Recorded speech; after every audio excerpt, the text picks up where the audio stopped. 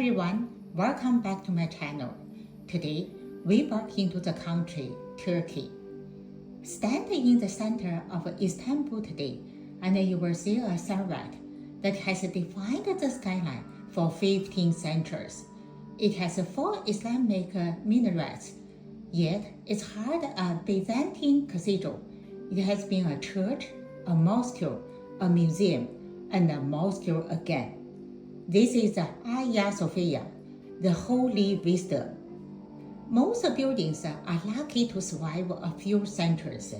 The Hagia Sophia was survived the fall of empires, the transition of world religions, and the little shifting of tectonic plates. Today, we are going to peel back the layers of this stone survival.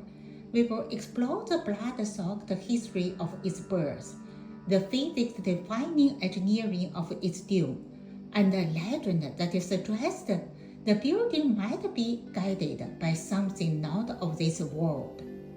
Part 1. Burning from the ashes. To understand the Hagia Sophia, we have to travel back to January 532 AD. The city of Constantinople was in flames. This wasn't a foreigner invasion. It was a civil war sparked by, believe it or not, Charles racing fans. The blues and the greens united against Emperor Justinian I. They burned half the city, including the original church on this side.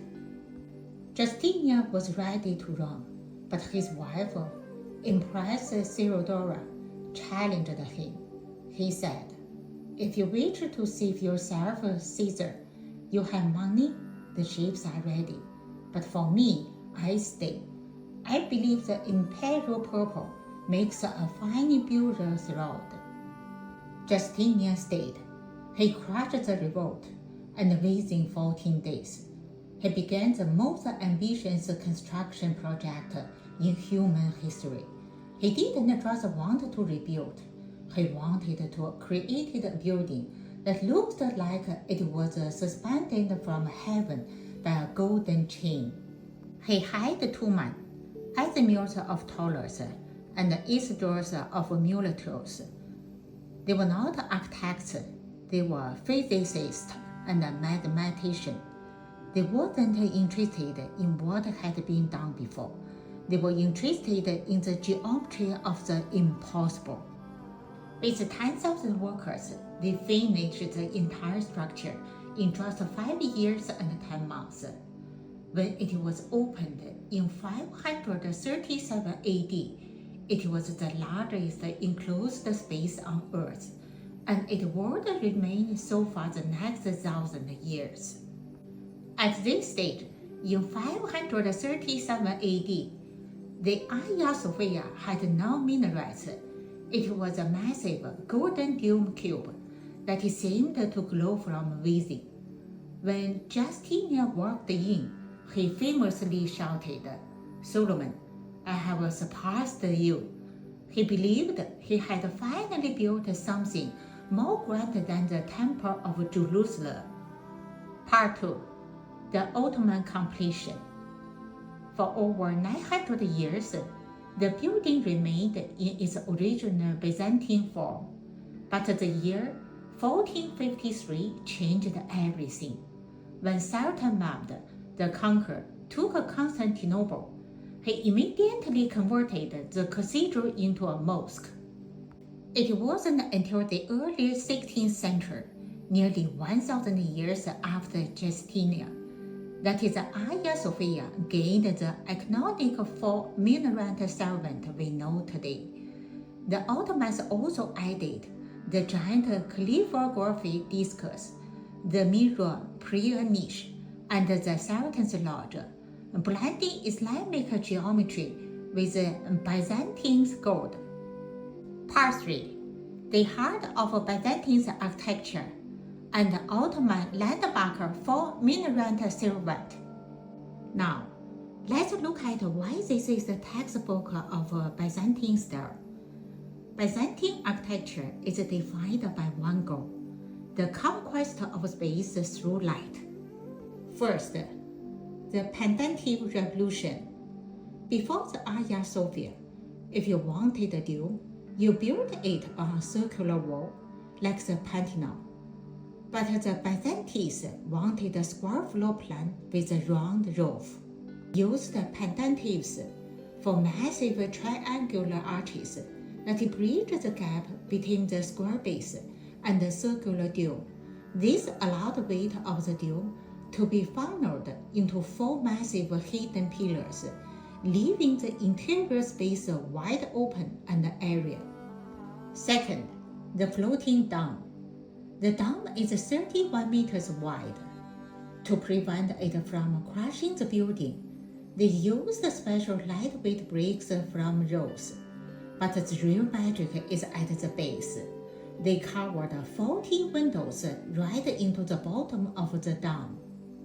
Pulls through these windows, reflecting off the gold mosaics. To visit in the 6th century, it looks like the dome wasn't sitting on the walls at all. It looks like it was floating, suspended by a golden chain from heaven. Third, the interior living stone. Byzantines didn't just use the stone, they treated it like art. They used book-matched marble. They would take a single block of marble, slice it thin, and open it like a book to create perfectly symmetrical patterns. They wanted the floor to look like a frozen ocean, representing the sea of glass mentioned in the Bible. Every inch of the upper walls was covered in gold leaf glass, decided to catch flickering candlelight and create a supernatural glow. Fourth, the iconic 4-minaret servant. The first minaret, Mehmed II added a wooden minaret shortly after the conquest. The brick minaret. Later, a second brick minaret was added to the southeast. In the 1500s, the greatest Ottoman architect Sinan was brought in. He didn't just add the final 2 minarets to the west. He added massive external buttresses to save the building from collapsing under its own weight. There is a clean evaluation in Sinan's design. The early 15th century minarets are thicker and more robust, while the 16th century additions by him are famous for their pencil-thin Ottoman elegance. These later towers feature multiple ornate balconies and taped tips, successfully transforming the heavy, granted Byzantine church into a soaring, balanced imperial servant. Part 3. The Architect's Wall. There is an authentic architectural legend involving the great Ottoman architect Sinan, who was tasked with saving the building in the 1500s. Sinan discovered that the Byzantine dome was shifting dangerously due to a millennium of earthquakes. He claimed to have found a hidden chamber where the original 6th century builders had left a code blueprint on a lead screw, foreseeing exactly where the cracks will appear 1,000 years later. Sinan treated the building with such reverence that he didn't just add minarets. He built massive, mountain-like buttresses that act as stony crutches. The legend tells us that Sinan whispered a prayer into the foundation, swearing that his minarets would act as nails to pin the building to the earth, so it would never move again. Last part, conclusion, the bridge of civilization. In conclusion, the Hagia Sophia is not a static monument. It is a living dialogue between the two empires. The Byzantines gave its soil, the impossible floating dome, and the heavenly light. The Ottomans gave it strength, the minarets and the buttresses that have kept it standing for 1,500 years. It stands today as a reminder that the greatest human achievements are often built in layers.